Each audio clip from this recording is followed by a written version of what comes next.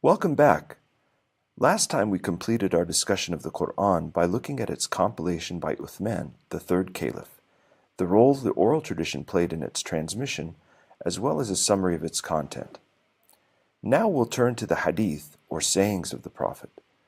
To begin, we'll discuss biographies of the Prophet, the spiritual and temporal functions of the Prophet of Islam in fulfilling an act of perfection in integrating the world around a sacred center, in contrast to the divorce from the world, representing the passive perfection exemplified by Christ and the Buddha. After Christ and Napoleon, there's no figure in history about whom more biographies have been written than the Prophet. Unfortunately, the reason for that is almost completely negative. Because Christianity was based on Christ, in the early Middle Ages, Christians thought they could refute Islam by denigrating the personality of the Prophet. They thought the Prophet occupied the same position in Islam as Christ did in Christianity, and so Islam would crumble if his image were denigrated. In France around 1060, the first book probably was written on him, and it was the negative type of biography that has been continuing ever since.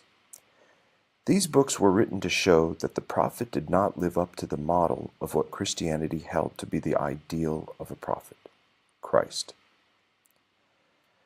Let's look at the primary differences between Christ and Muhammad. We can say that there are two types of prophets, those who withdrew from the world and those who participated in and tried to integrate the world. Christ never married, never had his own household, nor did he ever rule.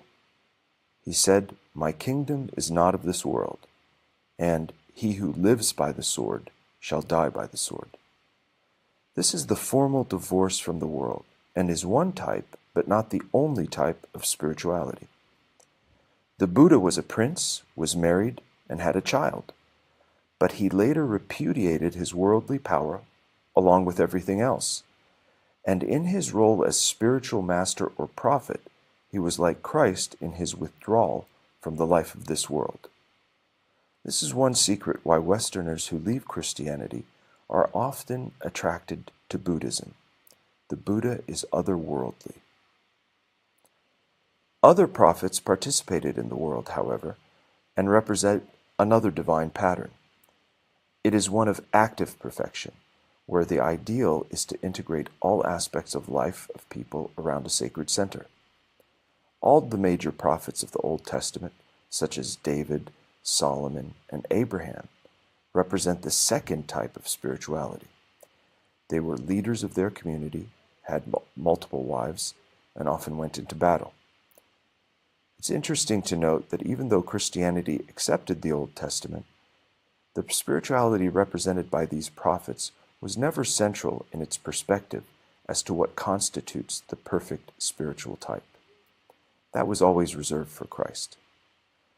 In the non-Abrahamic world, others of this type are Krishna and Rama, the two towering spiritual figures of India, both of whom were leaders of men, warriors, husbands, and so forth.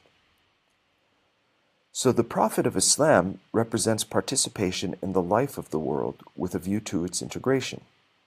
And while Christianity had to have war, imprisonment, and soldiers as soon as it became the religion of a civilization, still, the negative image of the Prophet of Islam due to his worldly activities remained.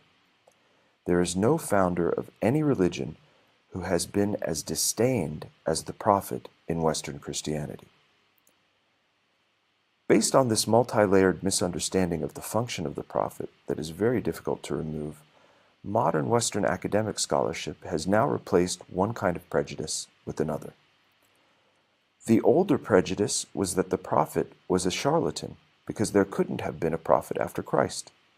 And the saying of Christ that many false prophets shall arise was applied for centuries by Christian writers to the Prophet of Islam.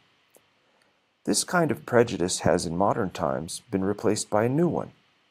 Revelation itself is unreal, so the Prophet invented Islam. The conclusion, however, is the same. The Prophet was an impostor. Gradually in the 20th century, Western scholars tried to be objective, and religious writers of Catholic or Orthodox background began taking the figure of the Prophet seriously. Why do over 1 billion people have such reverence for him? They tried to relate the effect to the cause.